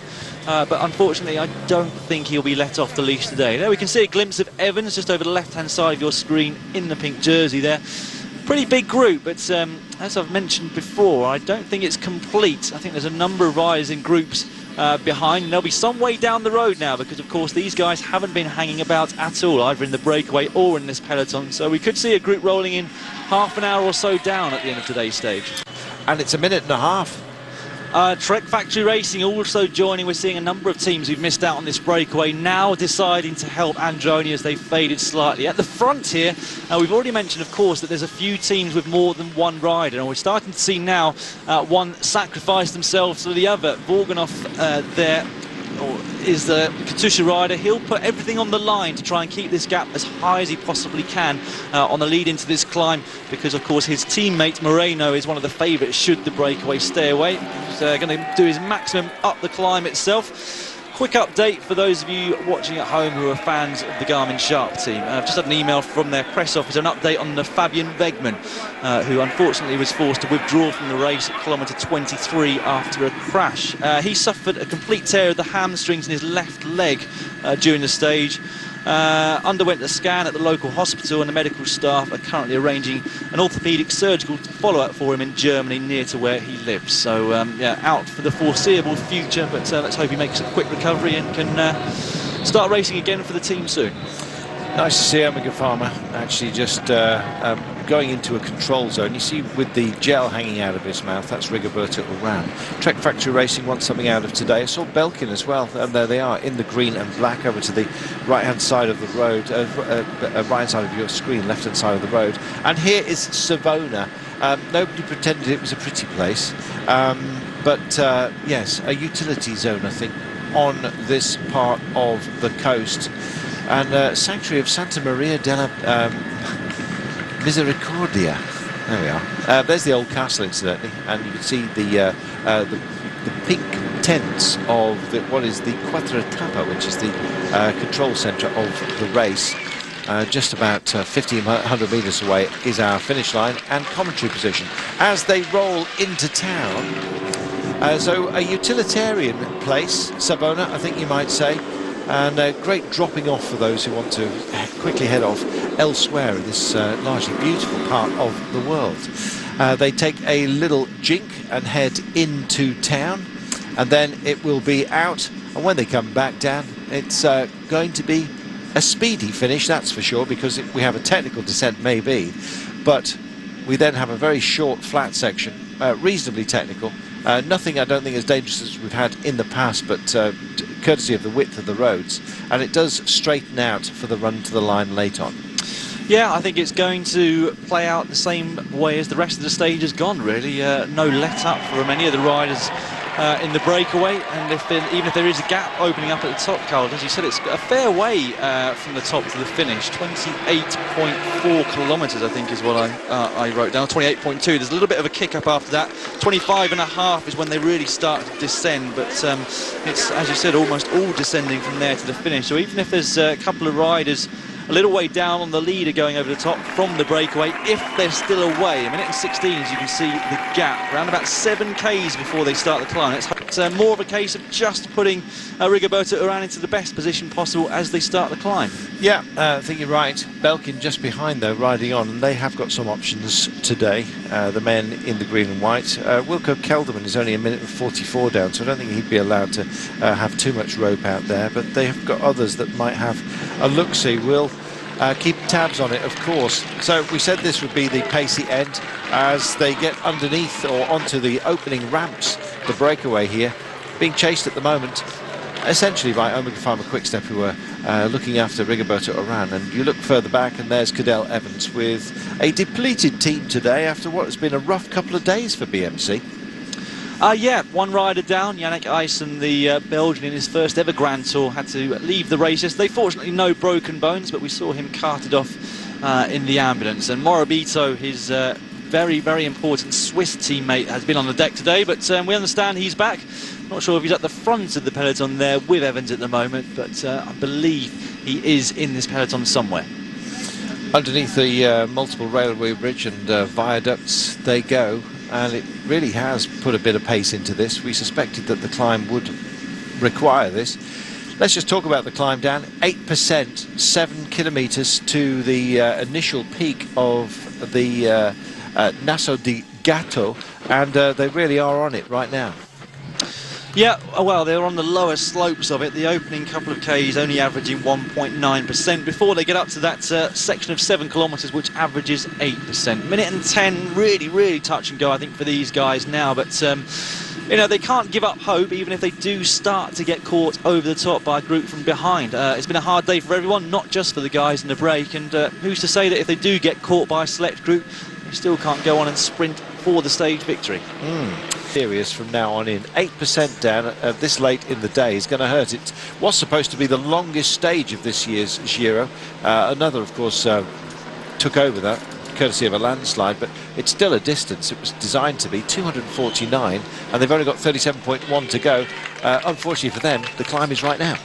Good job, Barbin. He's completely put himself on the line for his teammate there, and it's job done, and he's going to drift back to the peloton extremely quickly now that he's done his work on the front. Did a great job, kept the gap maintained, in fact increased it slightly over the previous couple of kilometres, but now they've hit the steep part. It's goodbye to him, and it's Rovni of Tinkoff Saxo now taking it over at the front. It's not over for this break by any means. It only takes a slight hiatus in the group behind. All the favourites to look at one another, having got themselves into a good position for the climb, and you know, they could be very much on for the stage win yet again. 56 seconds only is the gap. I think that these guys may well just get found out, I'm afraid. It depends on who attacks from it, because I think it's too big now, and I think that once they do get over the top, you're going to see some of these riders really going up for it. Nicholas Roach suddenly picks up the pace on the right hand side. Yeah, it was a great sacrificial roll through there by Barbin. He's done his job. He unzips himself, as you can see, and just takes a bit of cooling air as he continues on the climb. Be interested to find out exactly where he finishes today. But Bongiorno is up there for Bardiani. He remains there, and as you can see, there are some passengers within this group. Just zipping up now, ready for action, seems to be Thoreau, the big man. But just look at how busy they are behind. The GC guys seem to have been spurring each other on. Uran's boys, Omega Pharma, Quickstep, BMC, likewise, and indeed Quintana's Movistar are doing a decent amount of work. Of course, when you put this much pace in, Dan, it kind of nullifies others having an attack. Straight by, he looked busy at the back a few moments ago, and in fact he's going on the attack here, and in fact he's thinking about a lone one. Now it's doable if you get over the crest, and indeed you've got a little bit of a cushion because it's downhill all the way, and if you have got the sort of well, grit basically that can actually carry you all the way, then now's the time to use it.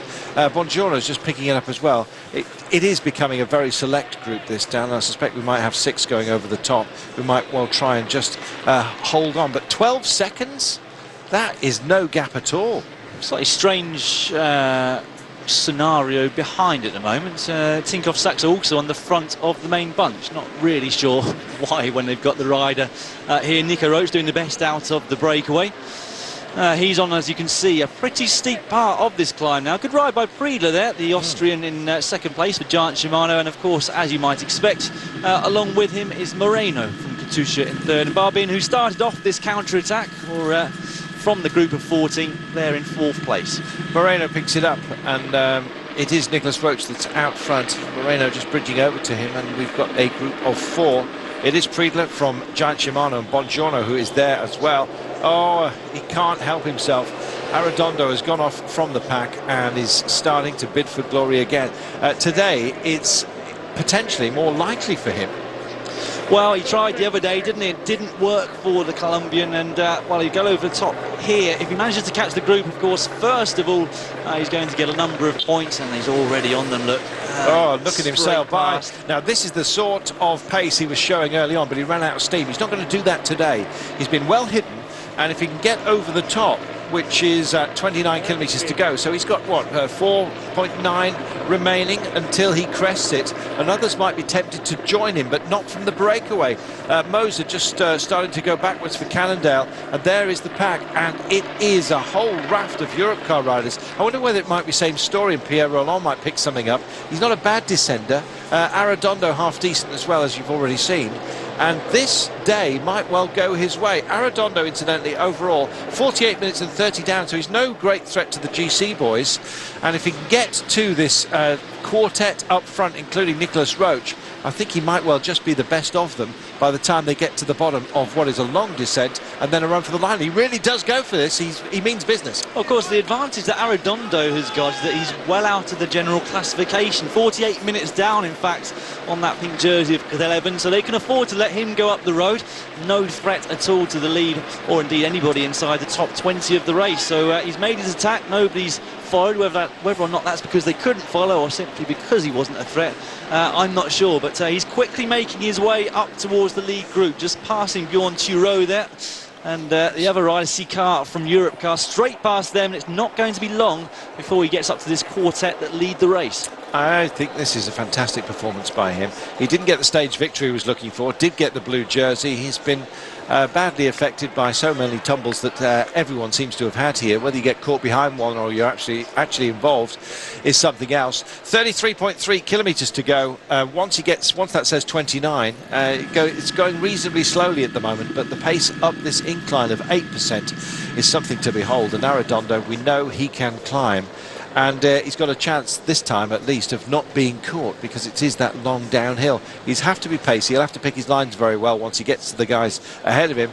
But yeah, nice to see, and nice to see as well some potentially at least joy for Colombia and that country that's been laid low recently. 33.2 to go, and here he comes at speed. There's another Colombia rider, incidentally, that's come out of the pack that's also having a look today. Yeah, could well be Duarte, I'd imagine, from Colombia, that's tried to go with Arredondo, unable to quite close the gap. We saw pictures a few moments ago. He's still on his big ring, or at least he was, Arredondo, on some pretty steep climbs, inclines. I mean, it doesn't look like much due to the speed, and the camera always fails to represent exactly what the gradient is. But yeah, big ring up there. Pretty impressive on 8% gradients. The pack still very much within sight. I don't know what that call was from Roche as far as the motorcycle. Yeah, clearly, but I don't know whether he was looking for help or basically saying get out, stop them helping him. Yeah, I think that's exactly what he was trying to say. I mean, the speeds that they're going, these pro rides and the climbs, you still get a bit of benefit from slipstreaming behind a rider or even a vehicle, as it was in that instance. And Arredondo will look behind now, and what a ride by Friedler.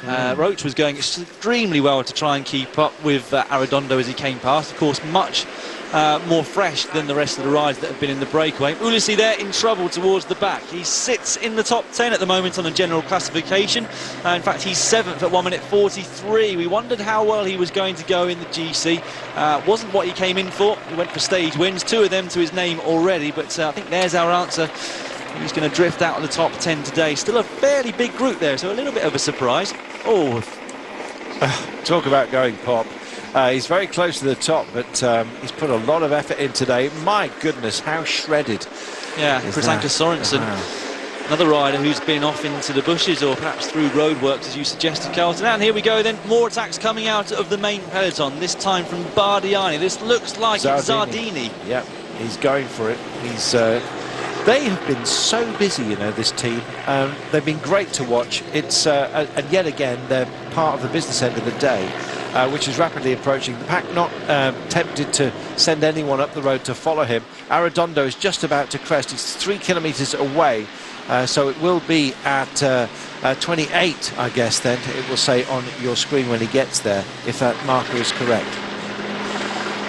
Jörg Friedler is doing a fantastic ride here. He's a solid rider, but as you can see, he's, in comparison, of course, to Arredondo, he looks huge, but he's not a small rider by any means. Here's Nico Roche, still 3rd place for him on the road.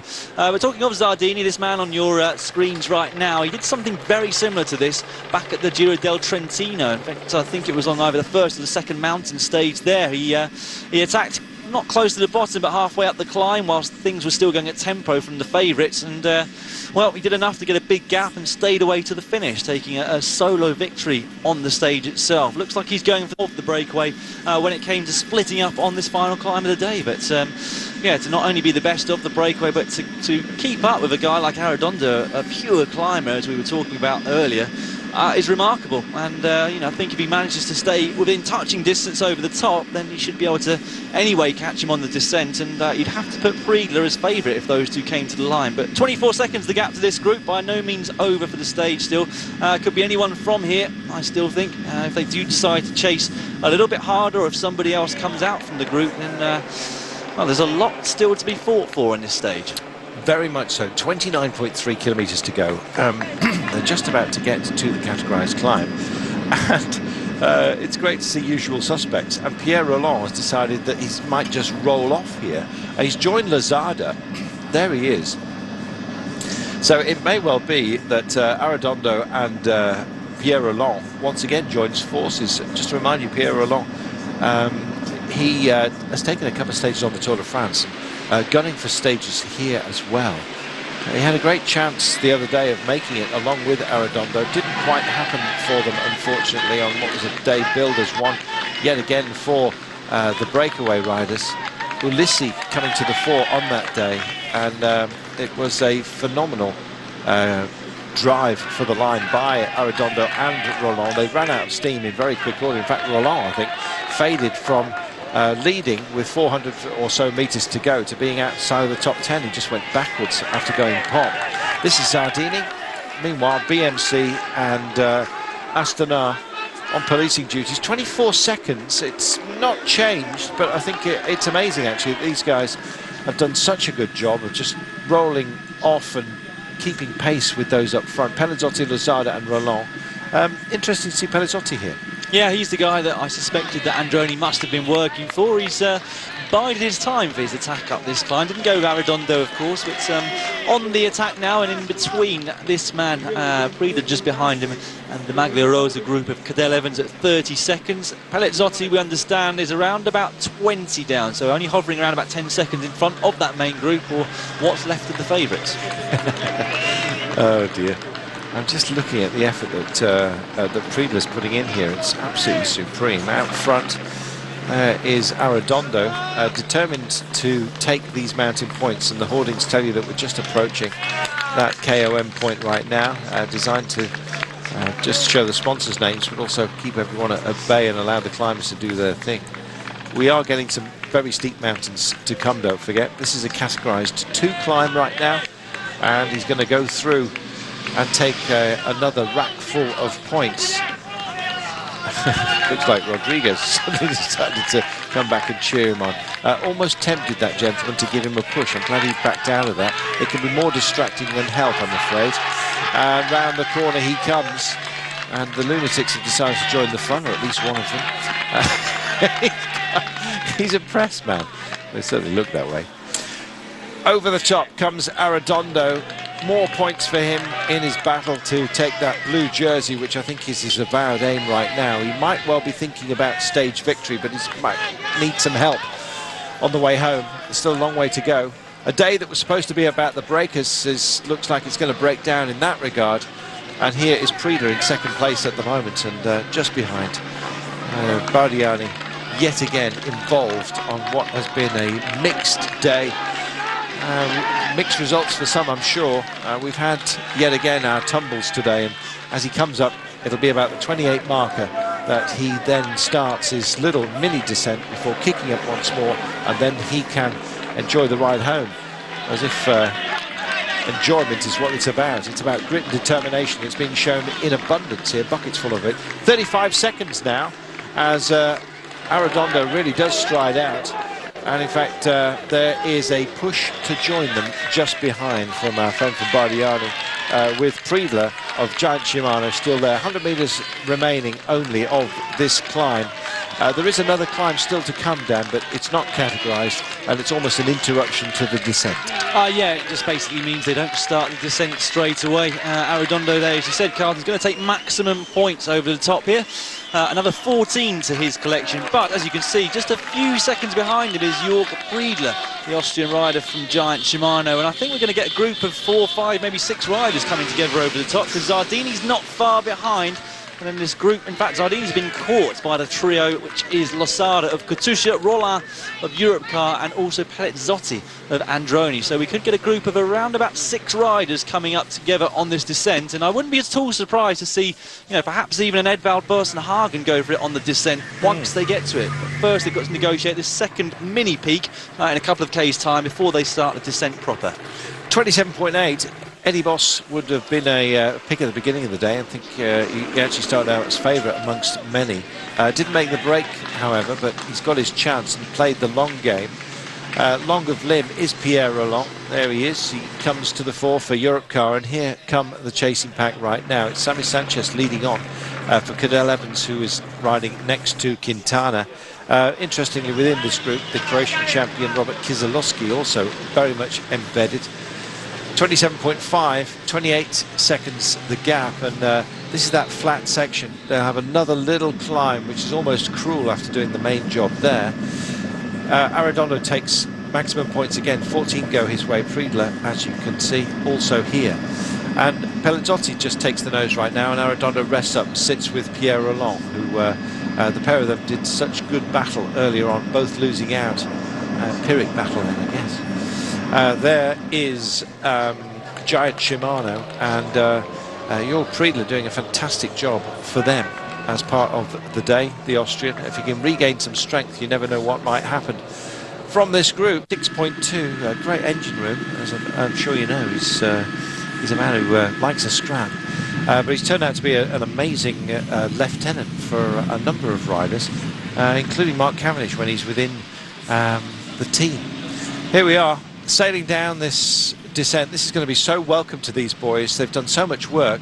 Arredondo bridging over to the group, and the chase is most certainly on from the Maglia Rosa boys, and just lifting those pedals as they get into the corners, and a lovely on board for you right now, showing you what they're dealing with. Yeah, it's a great shot, isn't it? You just get much more of a sense of the speed with the camera low down like that, and you can see dribs and drabs of riders who were dropped over the top of the climb, making their way back over. They'll get the help of some of the team cars who've been allowed to slot in behind this group of favourites. And well, there, of course, as you can see, one of the Neri Sartori riders making his way back on. Not sure if that was Rabattini, a stage winner here a couple of years ago. I know he had a technical problem with his bike on the run into the climb. He was sitting reasonably high overall, 17th at 4 minutes and 36. So it might just be that he's managed to kind of claw his way up to that group and now just get onto the back of them. Down they come, speed's reasonably high, and if you are a good descender like Sammy Sanchez, danger is, of course, that you can just drift off the front and not be engaged in what was supposed to be your duty.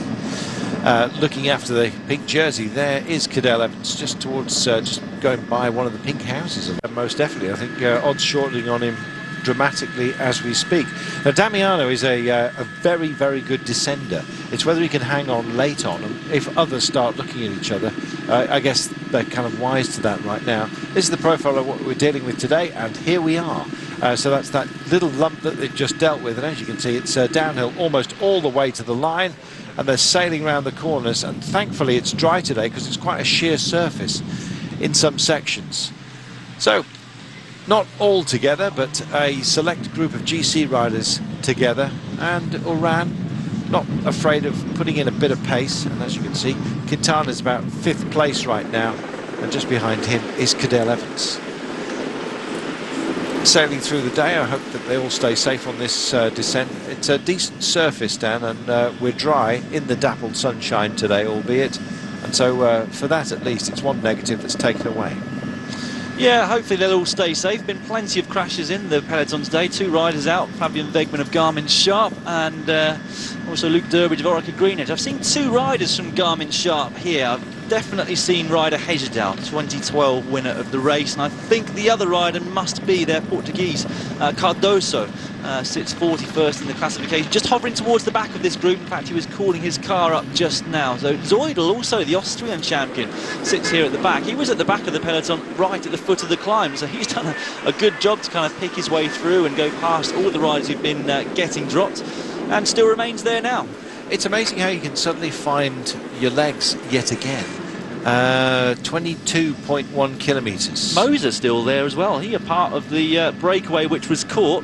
Surprised actually to see him still there. And is that Roach? Yeah, I think so. And I was just about to say, it is amazing how much you can regain. It was such a big escape group, Dan, of 14 riders up the road, that clearly they were able to at least preserve something within the rolling formation that they formed out there. And so, yeah, not a sapping if they've been short-handed. 14 riders up there, not really that much of a long turn on the front, and well, time to stretch your legs. 21.4 to go. Climbing duties are dealt with today, so now it's one for those who are the brave, and we know about this. Yeah, it certainly looks to me like it's Nicholas Roach once again on the attack. Let's get a slightly closer shot just to confirm. It's Mick Rogers. Wow. Well, he certainly did come through then, bursting through and onto the scene, and yes, he's he had a bit of a hiccup in China, courtesy of some dodgy state, but he was certainly forgiven because apparently a number of other results went the same way due to accidental ingestion. So of clenbuterol, I believe it was, but yeah, that struck away, and he's here and he's striking out. 20.6 kilometers to go, and into the shrouded road, and away he goes right now. Look at the space he's actually managed to put in here. Now this is a man in his pomp, after having such a difficult time within his career. All of a sudden he's given the chance to show what he's got. That's what he's doing. Yeah, great ride. I mean, he's only had one day of racing before he came into this race, which is unheard of really in terms of a preparation for a Grand Tour. Hugely experienced rider. He's been around for a long time, Carlton, as you've already said. Was once touted as a potential contender in 3-week races, but since become extremely reliable domestique for the likes of Bradley Wiggins when he won the Tour de France in 2012, and these days for Alberto Contador, who he'll be riding for at this year's Tour de France. But did Liège, after his ban was, well, you know, after he was no longer banned by the UCI, did Liège came straight here, and it looks to have pretty good legs. 19.5 kilometres to go. We had a breakaway of 14 riders at the top of the day. Slowly but surely on the last major climb, they were caught by a chasing peloton led by Androni Giocattoli, still keeping an interest alive, but BMC have stayed at the business end, as you can see, just determined not to let this get out of hand. Meanwhile, out and alone is this man, Michael Rogers. Australia getting very, very greedy as far as this Giro d'Italia are concerned, and he believes anyway that he can go all the way. That was an extremely dangerous corner he just took there, spat out to the left hand side, which shows exactly how much determination he has got. The GC contenders determined to stick with each other, albeit at pace, to stop anyone else making the break and taking something out of today. And here we might well see that corner. Oh my goodness, that was a switchback, almost got into the camera bike that's sailing alongside him at the same time. He means to take another one for Australia. They've just had so much out of this race. Yeah, he's certainly putting everything into this, and the advantage that he's got is that these riders behind BMC won't be taking as many risks on the descent. They just want to keep Cadel Evans safe. As you said, Carl, what a weekend or 10 days it's been for the Australian riders and team here at this race. Orica Greenedge dominating proceedings over the opening week. Then a stage win then for Wiening. Cadel Evans has been in pink since he took it over from his compatriot Michael Matthews. Looks great at the top of the classification. And now on this stage 11, we've got Michael Rogers of Tinkoff Saxo, 22 seconds in front of this group now of 18Ks to go. 21 seconds, just shy of that. It's easier for Rogers to take the lines, and there's been some pretty dodgy ones that he's selected so far. But yes, lines dragged together, and yeah, he's sort of threading it through this descent right now with the onboard on the motorcycle. The motorcycle's having to take a very different line to the riders, incidentally. We've said it before, but cyclists can often take these curves quicker than a motorbike, which carries a little bit more weight. So yeah, you need to give riders a bit of respect and distance in a situation such as that. Sort of a near on-board shot there for you. Meanwhile, the helicopter picks up these guys, including Cadel Evans, as you can see. Quintana's not that far away. Uran's also within this group, and just picking it back up and perhaps thinking what might have been. Is Tobias Ludvigsen here as well? For I think that might be Friedler still, who was of course only caught over the top. When he was in that group of 6, he was caught by 5 riders from the main peloton. Friedler a part of the breakaway which went away, kilometre 90. Oh, you saw how the motorcycle had to back out of that because of the corner. He sped away. You see the time difference as well. Just getting back on here, Anton. Castrovi, I think you're probably right. Yeah, it is Anton. Yeah, here we go. Another dodgy corner. I just hope contact with the road remains intact for this man, because Michael Rogers has done a great job. 33 seconds he's got.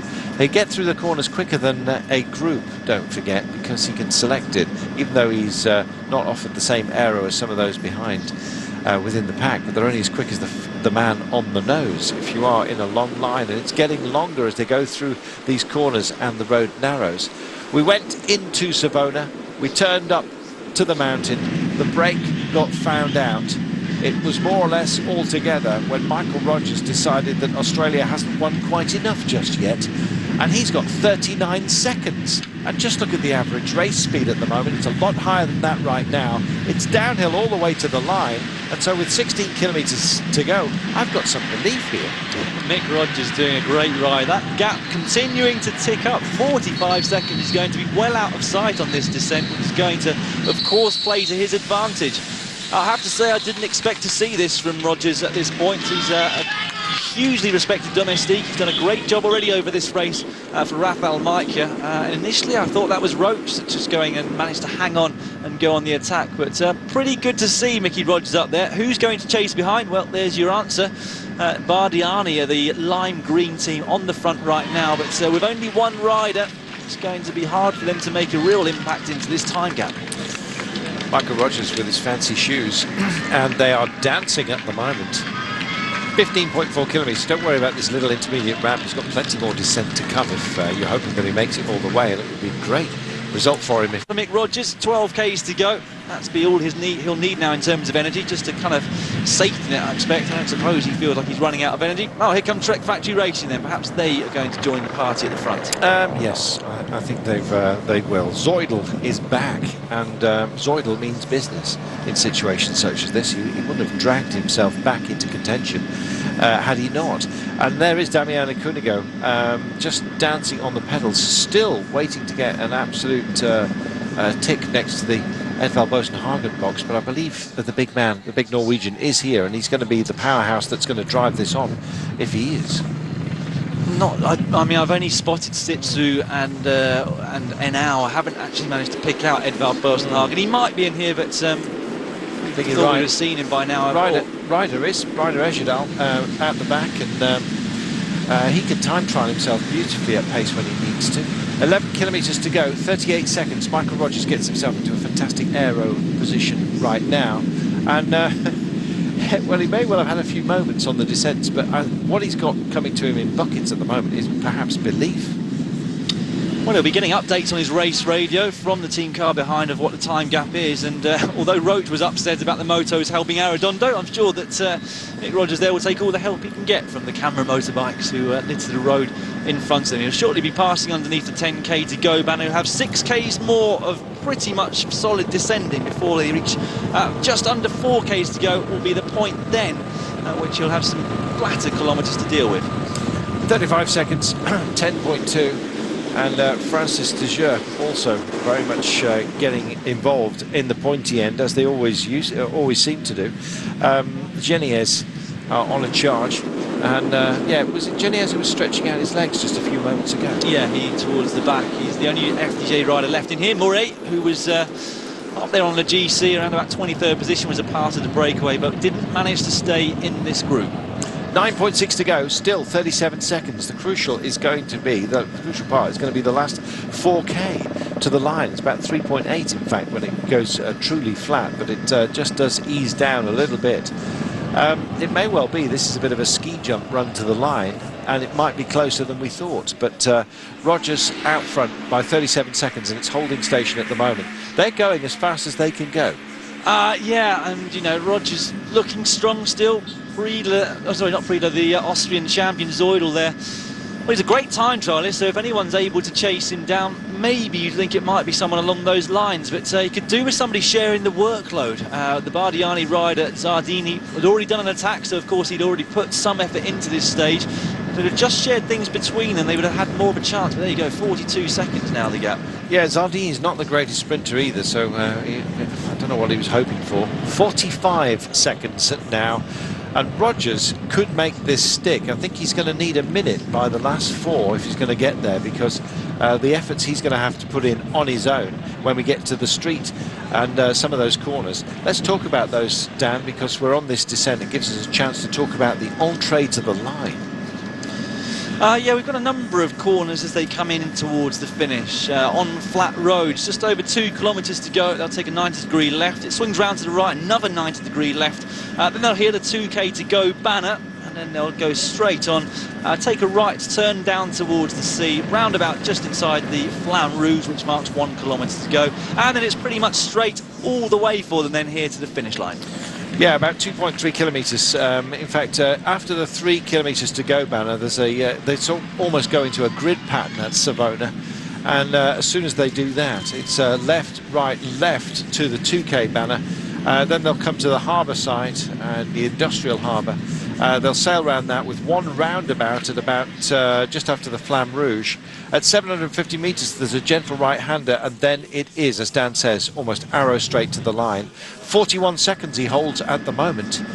And still, the chasing group are doing all they can to bridge that gap, but also just stop anybody going on the attack.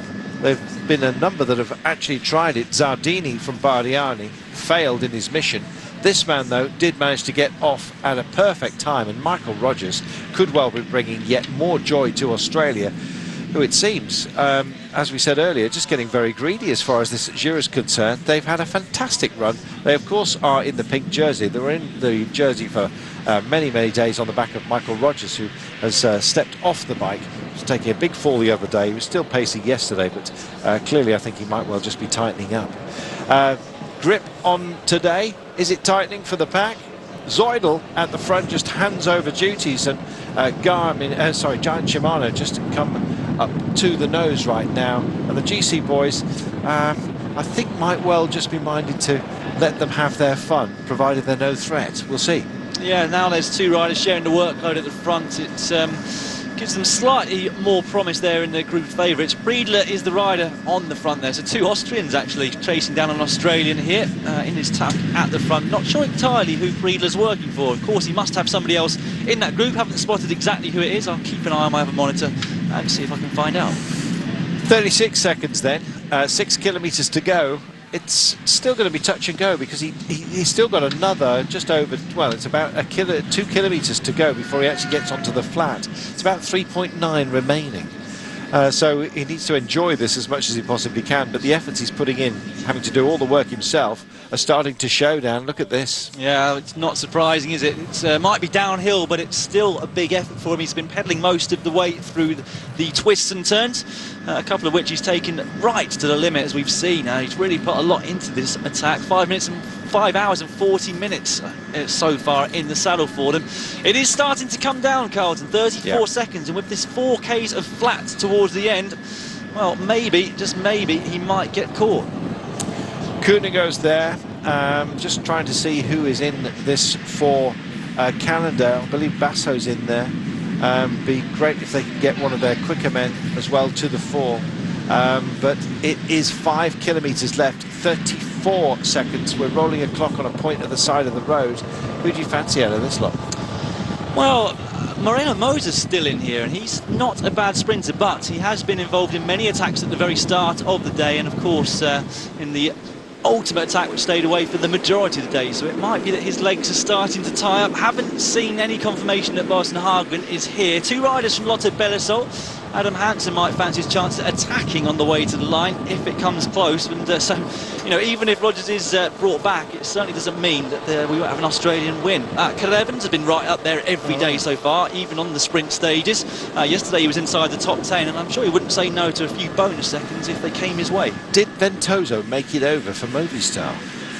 42.2. Right, I think he was caught behind the split, but 29 seconds remaining. Just dipping down and checking out that Quintana staying with Cadel Evans. Again, another great job by BMC, despite the fact they've been hampered by crashes today. And we're on the flat, 26 seconds now, and the belief I had is starting to ebb just a little bit. I'm beginning to think he's going to get caught, because just look at the pace of those behind him. Yeah, as long as they don't tie up, it only takes a moment's hesitation, a little bit of looking around, and then the gap can start to climb again. But as you rightly said, Carl, this stage has been hung in the balance for almost the entire 250 kilometres. Incredible, really. That's up there. I don't think he wants to chase down his Australian friend Michael Rogers up there. Who's left to work? This is absolutely excruciating for Rogers at the front. He'll be getting the time gaps through, hovering at 12 seconds now. He's got to go round this right-hand bend very shortly, then negotiate a roundabout. He'll go through the Flamme Rouge just after that. It's still touch and go, Carlton. Who's going to start launching this sprint? Somebody's going to pick it up, and it's Movistar that are having a look to see if they can deliver anything out of this. Is it Harada that's made it up here?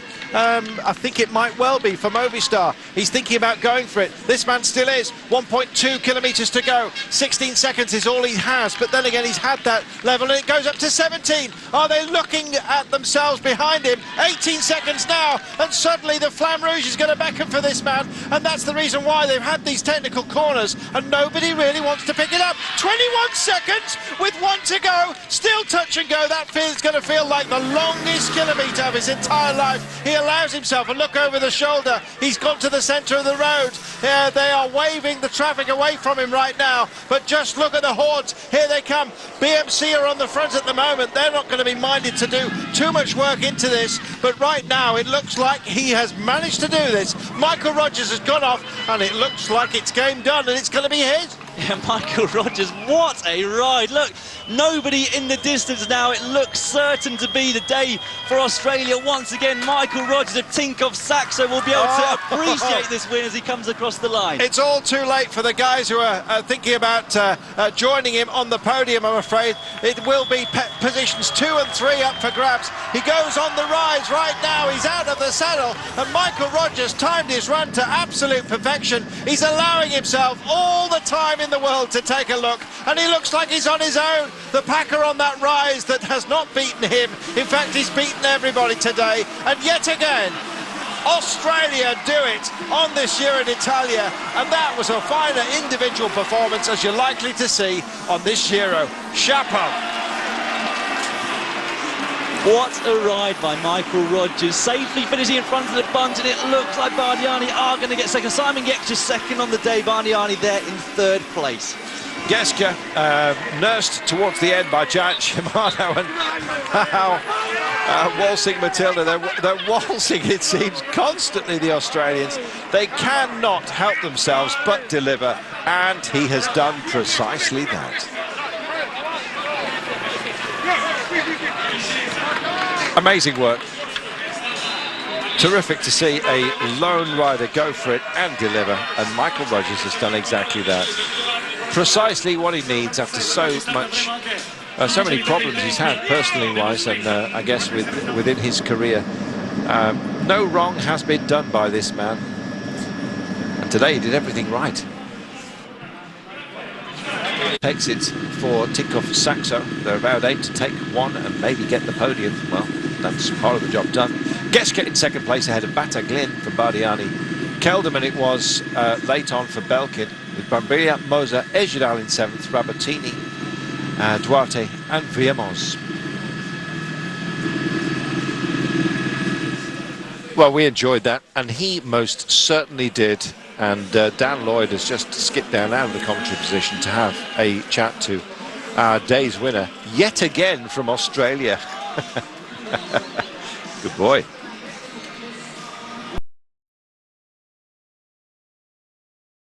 It's time for the race of truth. It's individual time trial day, the first of 2 such events. We have one, of course, for climbers, and today a lumpy one from Barbaresco to Barolo. Well, normally a lovely part of the world, but the dampener is on us today. Forecast rain, and that's precisely what we've got. Temperatures around 19 Celsius, humidity, as you can see, extraordinarily high. Wind, nothing to speak of, so the trees nice and still, although hanging sodden, I can tell you, today. It's rather nasty. At least it's going to be the same conditions for absolutely everybody. Barbaresco is, of course, a well-known wine, and Barolo, probably king of the Italian wines. Just around 42 kilometres today, climbing very, very quickly, maxing at 5% the first peak, and then a technical downhill run to a flatter area to the second time check, and then climbing once more, and it's very nasty towards the end. A 12% incline, that's a descent, I can tell you, featuring within that last 4.5 kilometres, and well, it has already taken an awful lot out of those on the road. We're just hoping the rain doesn't start gullying, which will really affect some of the late runners. The rain came in just around about the start time. Your overall standings look like this. Rigoberto Urán of Omega Pharma Quickstep is our new leader. Cadel Evans is 37 seconds behind him with the mountains to come. Rafa Majka in third place, just 1 minute and 52 down. Everybody else is 2.5 minutes and more. We have a trio, and we will be watching them